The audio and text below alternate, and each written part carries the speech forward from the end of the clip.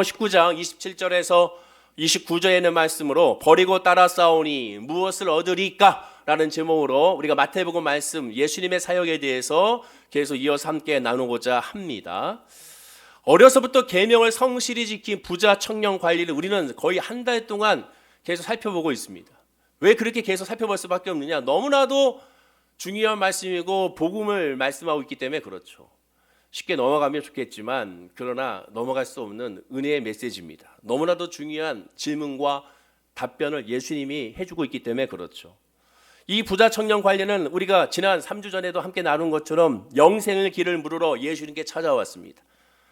부자 청년 관리는 이웃을 내 몸과 같이 사랑하라는 계명도 잘 지켰다고 자부심이 가득했던 사람이었고, 그 고백을 예수님과 주변 사람들에게 했을 때 어느 누구도 당신이 무슨 계명을 다 지켰느냐, 율법을 어찌 당신이 다 지켰느냐라고 그것에 대해서 비판한 사람이 한 명도 없을 정도로 다 인정할 정도로, 심지어 제자들조차도 아니 그러면 저 사람이 아니면 누가 구원을 받겠는가, 얻을 수 있겠느냐라고 질문할 정도로 정말 누가 보더라도 이 부자 청년 관리는 율법이나 믿음이나 의나 구제나 사랑이나 모든 것에 완벽했던 사람인 것을 보게 되고, 본인도 그것을 알기 때문에 이렇게 질문했던 것이었습니다.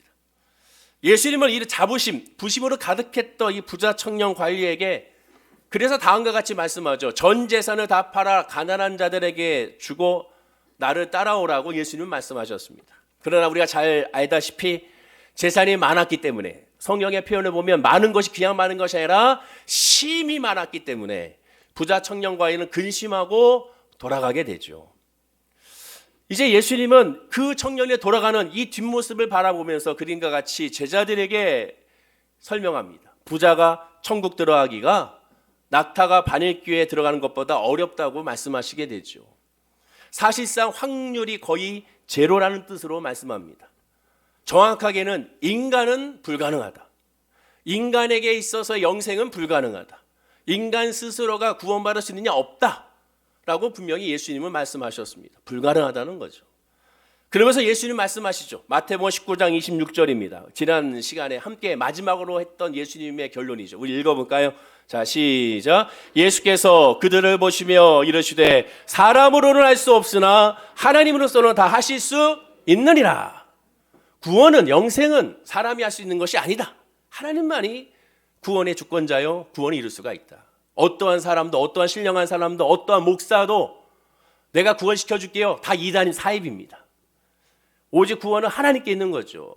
통로일 뿐입니다. 목사나 성도나 모든 직분자들은 주님을 향한 복음의 통로지 그 자체가 구원의 완성자가 아닙니다.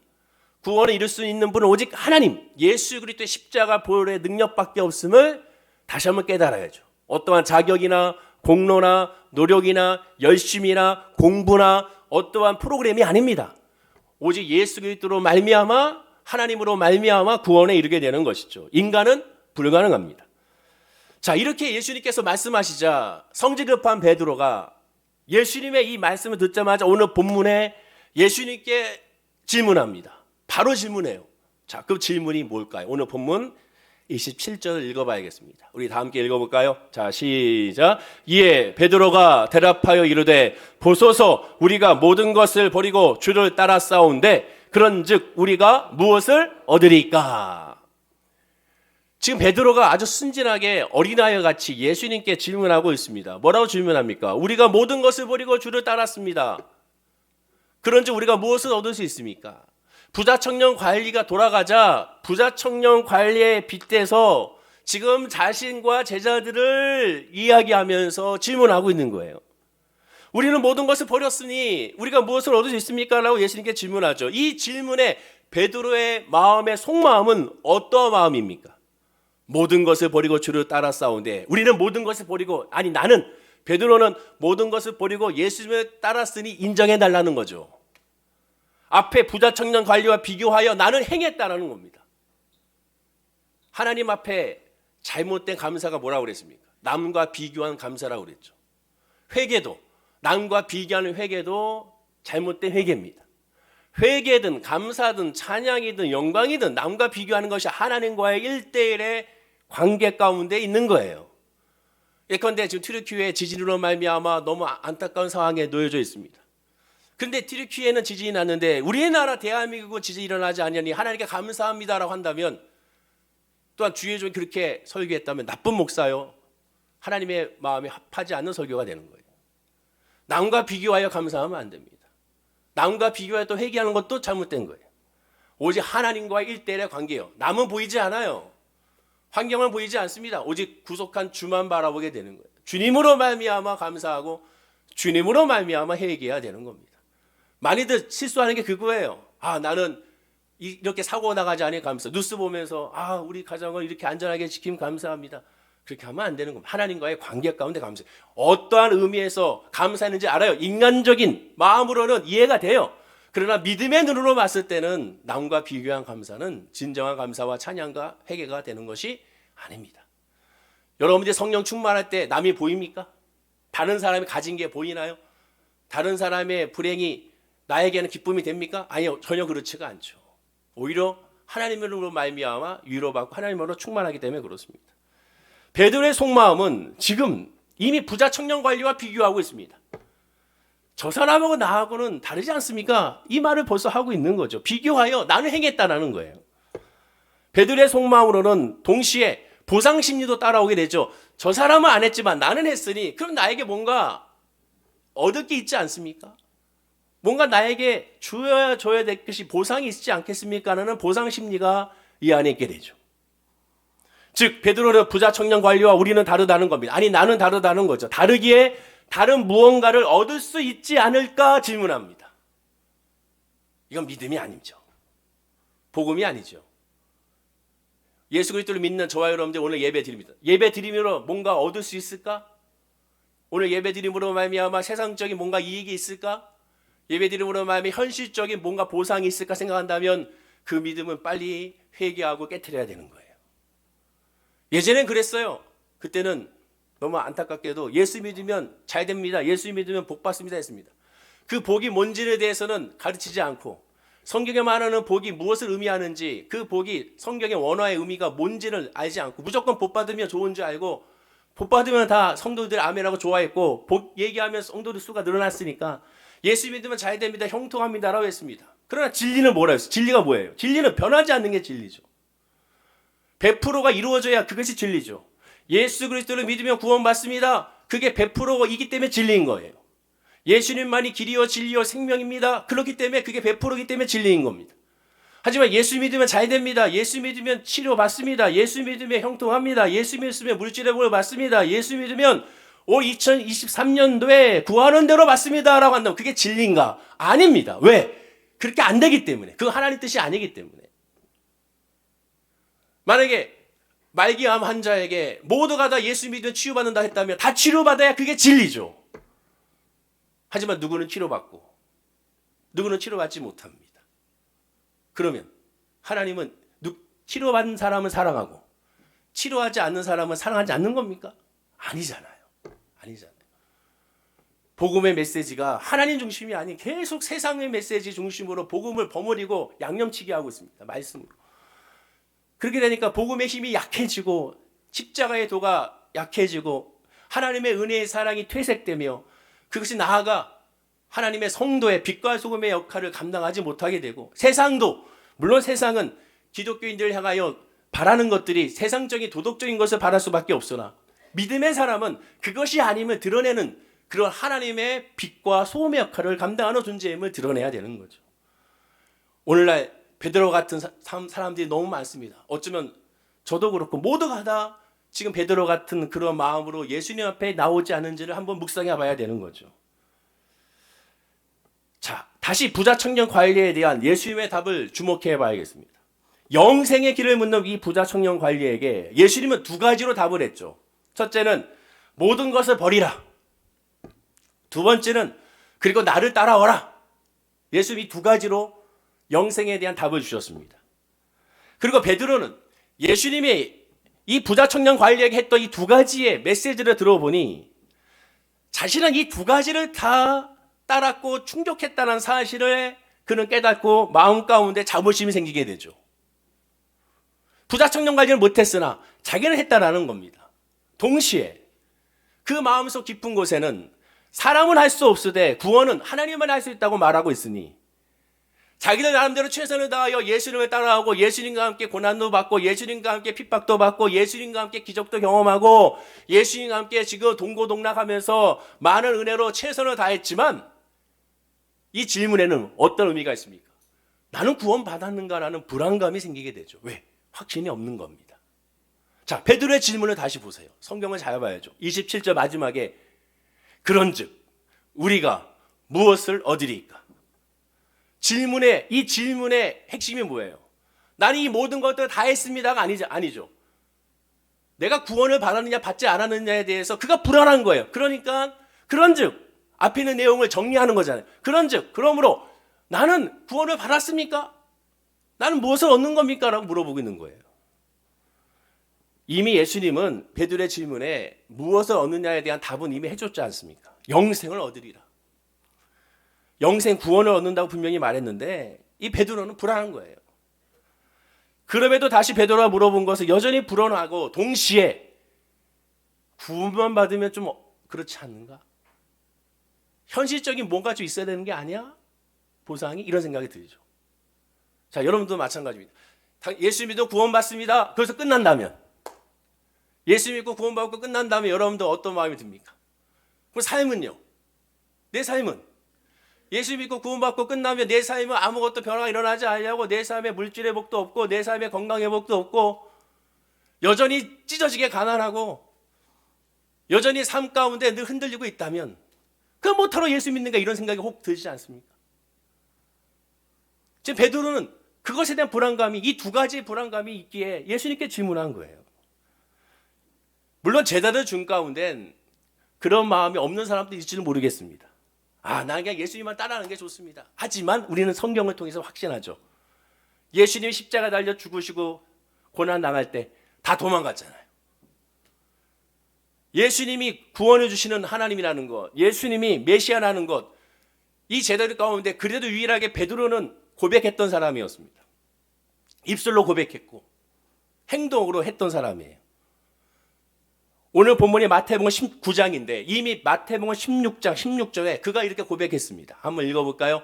자, 시작. 시몬 베드로가 대답하여 이르되 주는 그리스도시요 살아계신 하나님의 아들이시니이다. 놀라운 고백을 했어요. 어느 누구도 하지 않았던 고백을 이 베드로는 한 사람입니다. 자, 베드로 자기가 생각하기에 외적인 보상의 조건을 다 갖췄죠. 신앙 고백도 했던 사람이에요. 다른 사람은 아무도 안 했지만 자기는 예수가 누군지를 고백했고 칭찬까지 받았던 사람이 베드로였습니다. 신앙 고백만 하는 게 아니죠. 영적으로도 자격이 있지만 육신적으로도 자격이 있죠. 왜냐? 베드로는 사진과 같이 그물과 배를 버려두고 예수님이 나를 따라오라 했을 때 다 버려두고 예수님을 따라갔던 사람입니다. 그때 어마어마한 물고기를 잡았잖아요. 한 배로 끌어올리기가 버거워서 또 다른 동료를 불러서 배로 2개의 배로 그물을 끌어올릴 때 그물이 찢어질 정도로 어마어마한 많은 물고기를 잡았습니다. 그러면 상식적으로 그 물고기를 좀 처리하고 예수님을 따라가겠다라고 얘기해도 대법한데 근데 베드로는 다 내버려 두고 성경의 표현대로 내려놓고 바로 예수님을 따라간 사람이 바로 베드로였습니다. 베드로가 생각하기에 두 가지의 조건을 다 충족하고 있었습니다. 자, 그러면 베드로의 이 질문에 예수님은 뭐라고 대답했을까? 나는 다 버렸습니다. 나는 예수님을 따랐습니다. 그럼 나는 무엇을 얻을 수 있습니까? 이 질문에 예수님은 뭐라고 대답했을까요? 우리 다 함께 본문 28절과 29절을 읽어봐야겠습니다. 우리 다 함께 읽어볼까요? 자, 시작. 예수께서 이르시되 내가 진실로 너희에게 이르노니 세상이 새롭게 되어 인자가 자기 영광의 보좌에 앉을 때 나를 따르는 너희도 12 보좌에 앉아 이스라엘 12지파를 심판하리라. 또 내 이름을 위하여 집이나 형제나 자매나 부모나 자식이나 전토를 벌인 자마다 여러 배를 받고 또 영생을 상속하리라.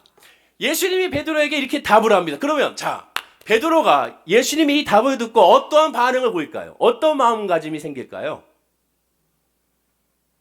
예수님께서 이렇게 답을 했을 때 베드로는 이 말씀을 듣고 기뻐했을까요? 할렐루야 했을까요? 아멘 했을까요? 희망과 소망으로 가득 찼을까요? 예수님의 답변을 보면 오해할 소지가 어마어마합니다.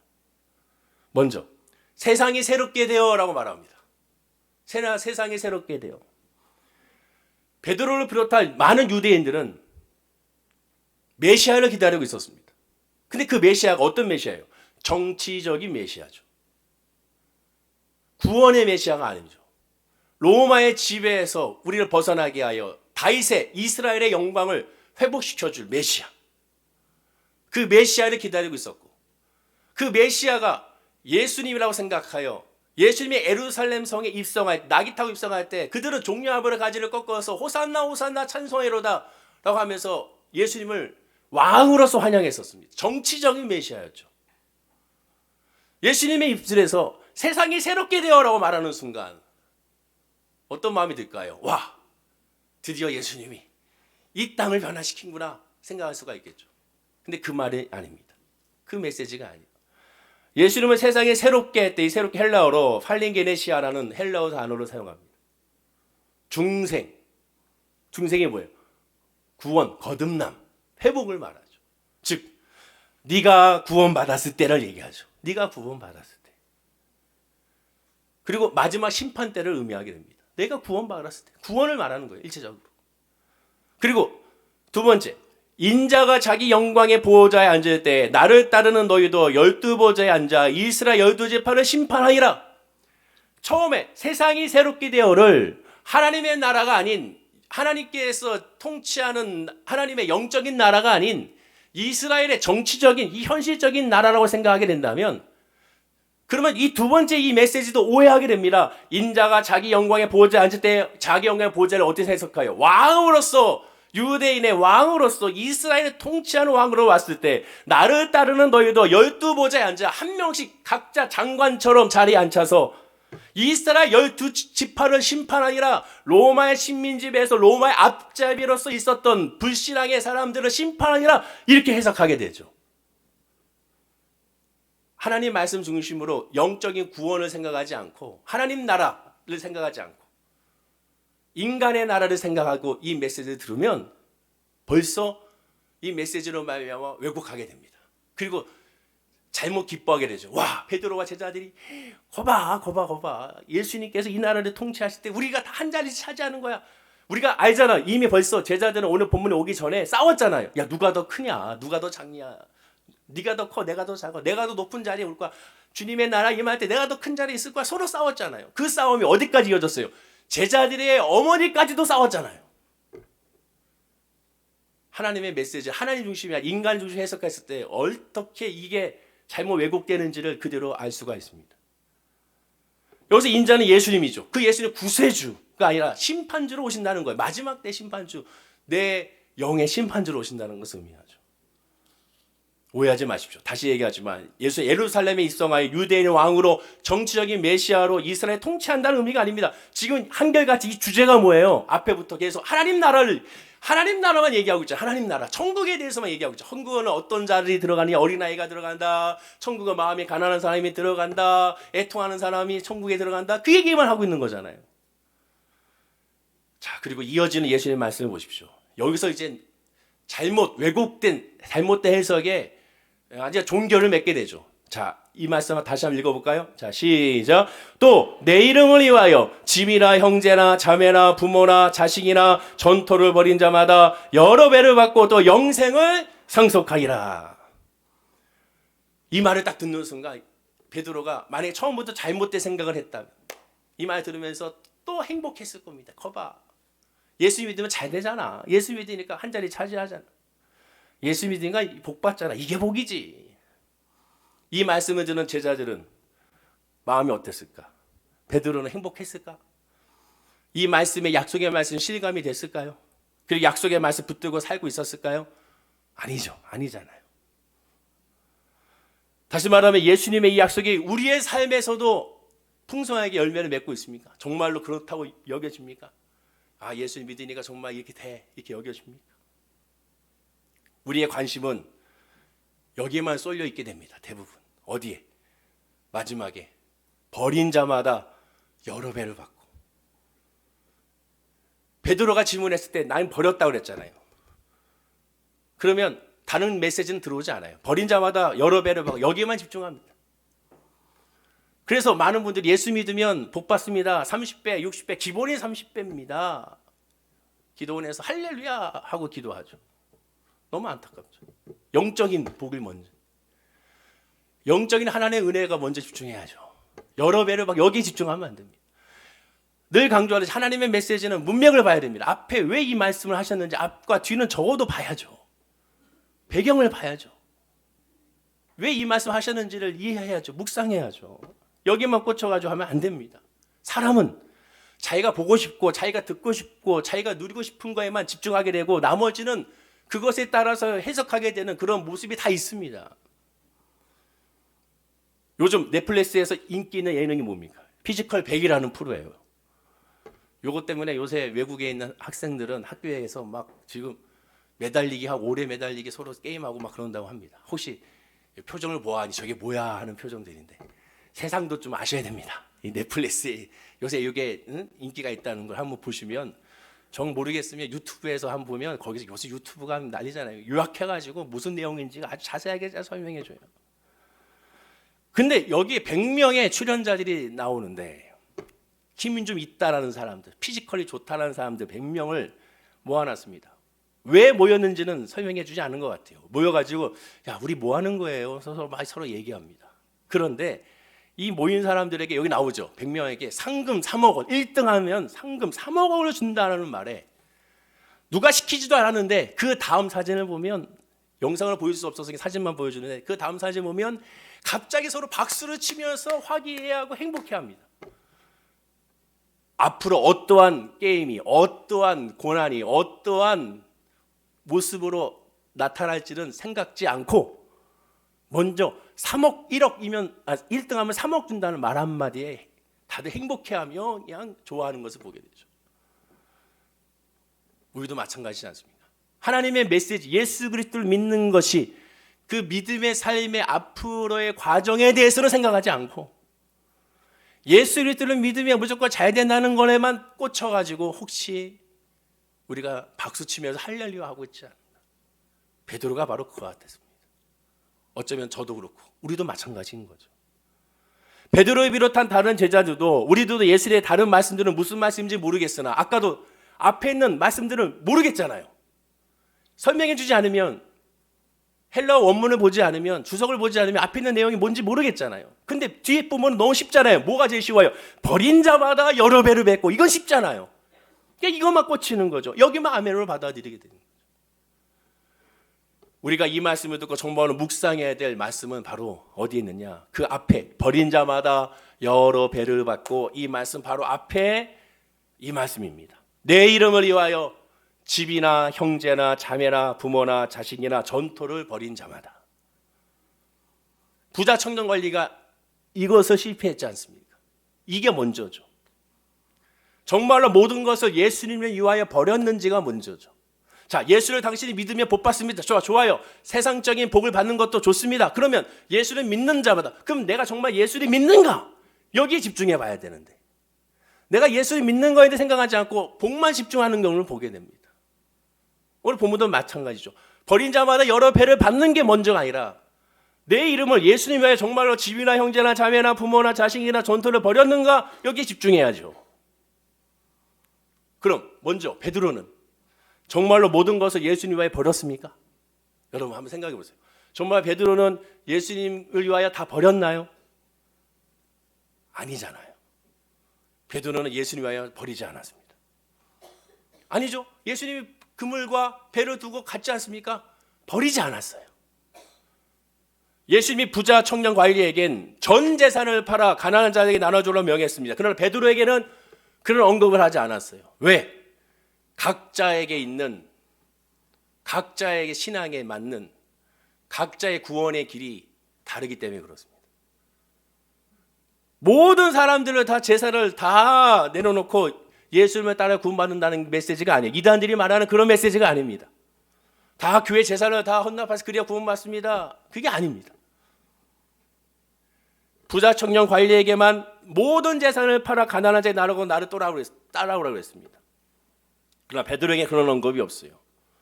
베드로에게 있어서의 재산 소유권을 여전히 가지고 있었습니다. 혹 그렇다 하더라도 그는 재산 소유권을 버리지 않았어요. 실제로 예수님이 부활하신 후에 베드로는 갈릴리로 돌아갔습니다. 뭐라고 얘기합니까? 나 물고기 잡으러 간다 하고 돌아갔어요. 그때 남겨두었던 배에 그물 이 모든 것도 사용해 고기를 잡았습니다.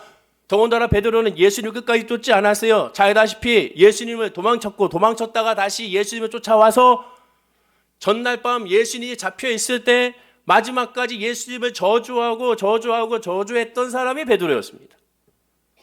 그게 베드로였어요. 세상도 그렇지 않습니까? 내가 충성을 다하겠습니다 라고 말하는 사람이 가장 먼저 등에 칼을 꽂는 경우가 얼마나 많아요. 역사적으로 봤을 때도 우리가 알게 되죠. 본문 27절을 보십시오. 자, 그가 이렇게 대답을 합니다. 한번 읽어볼까요? 자, 시작. 이에 베드로가 대답하여 이르되 보소서 우리가 모든 것을 버리고 주를 따라 싸운데 그런즉 우리가 무엇을 얻으리까? 제가 처음에 말씀드렸죠. 각자에 따라서 각자의 신앙의 범위와 신앙의 깊이에 따라서 주님은 각자에게 하나님의 구원의 역사와 과정을 다르게 하십니다. 똑같지 않아요. 부자 청년 관리에게만 이런 메시지를 주셨습니다. 이 메시지는 베드로에게 주어진 메시지가 아닙니다. 그런데도 불구하고 베드로는 뭐라고 얘기합니까? 베드로가 이르되 보소서 우리가 모든 것을 버리고 주를 따라 싸운데 우리가 모든 것을 버리고 주를 따라 싸운데 거짓말이잖아요. 뻔뻔하게 예수님 앞에 거짓말 하잖아요. 지금 주님이 그렇게 명령도 하지 않았지만 자기가 그렇게 했다고 또 거짓말 하잖아요. 주님 앞에 말과 행동이 다릅니다. 버렸으면 어떻게 다시 주저할 수 있어요? 버린 게 아니라 맡겨둔 거죠.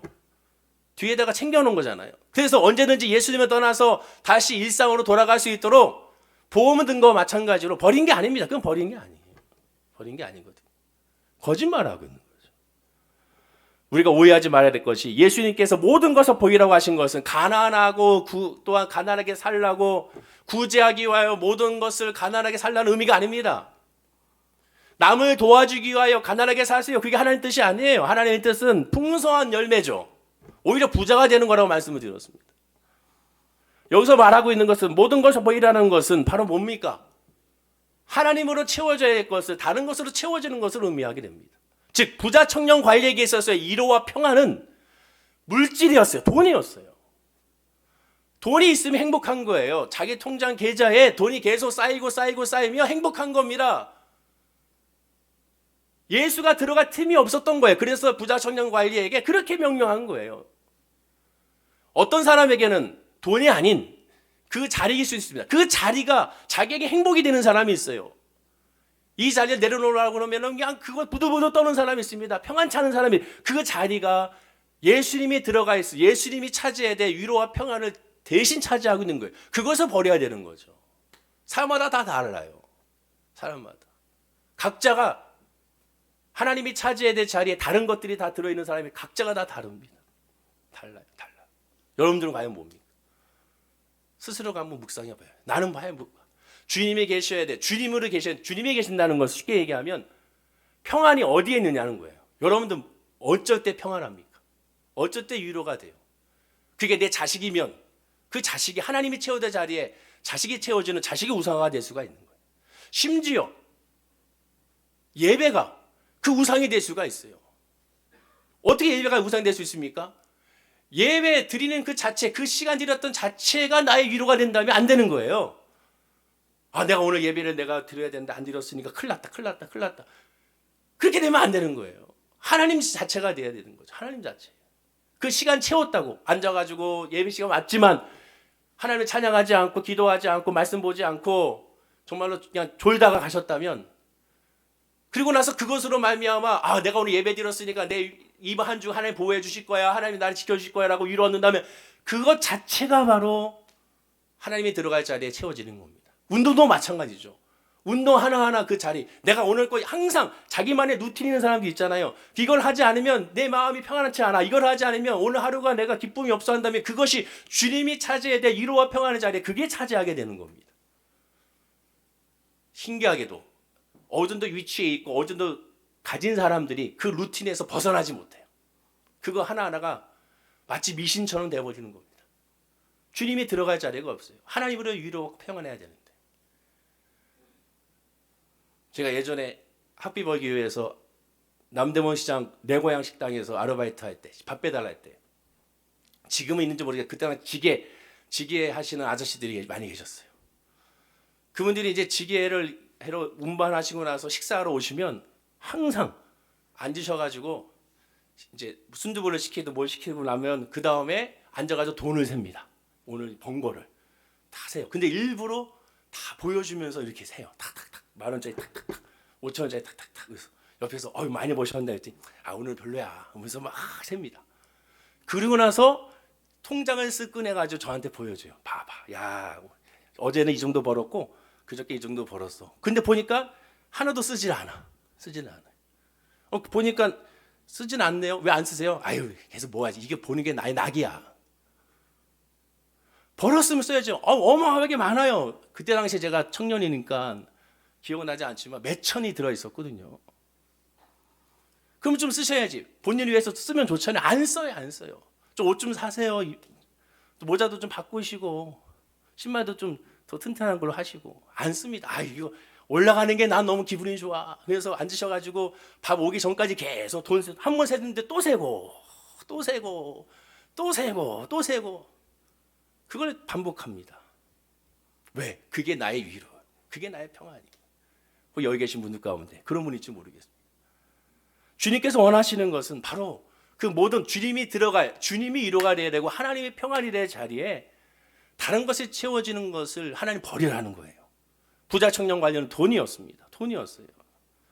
베드로가 이 정말 버린다는 의미가 무엇인지를 깨달을 때가 있습니다. 언제입니까? 대지상 하인 앞에서 예수님의 제자임을 부인하고 예수님마저도 저주한 바로 그때였습니다. 예수님을 부인하고 저주한 후 예수님과 눈이 딱 마주치게 되죠. 사진과 같이.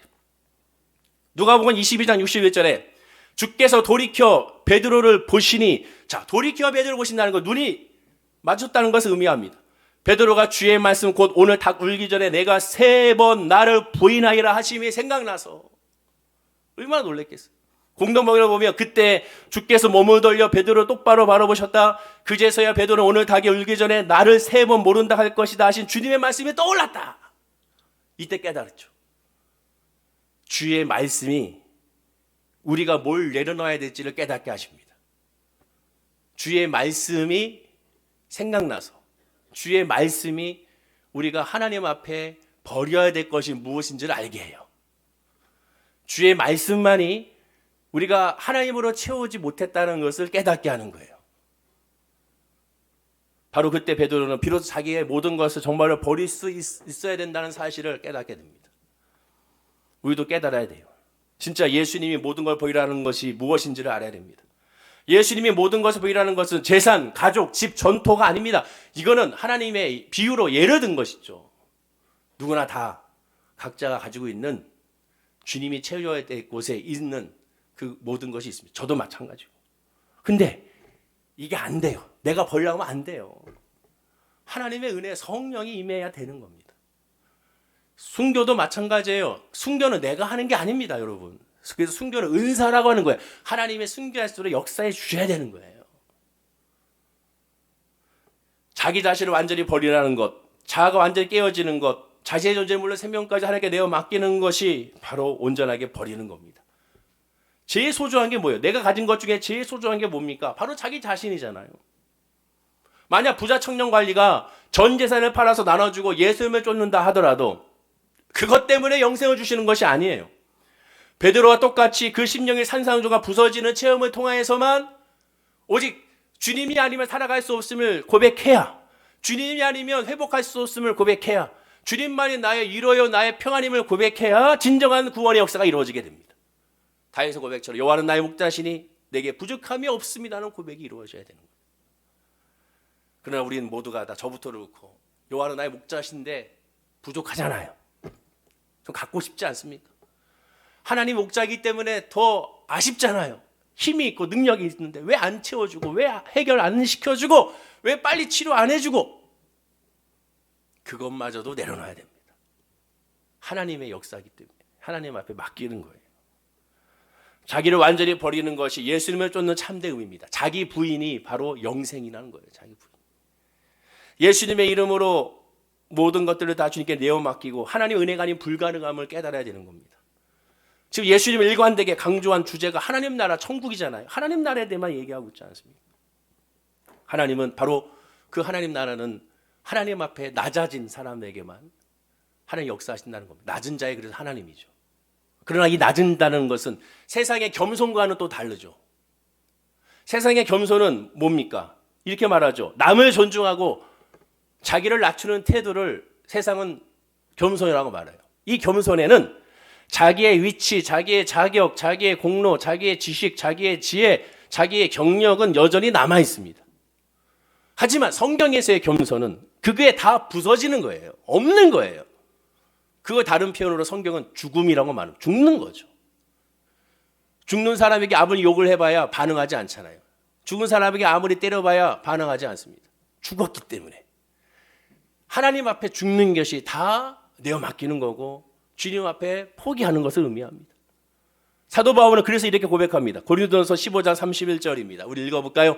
자, 시작. 형제들아, 내가 그리스도 예수 주 안에서 가진 바 너희에게 대한 나의 자랑을 두고 단언하노니 나는 날마다 죽노라. 날마다 죽는다고 말합니다. 그래야 하나님의 은혜와 사랑으로 충만해지는 거예요. 즉, 이 시간 예배는 죽기 위한 예배인 거예요. 하나님, 내가 이번 한 주 내 자신이 죽고 하나님의 뜻으로 살기 원합니다.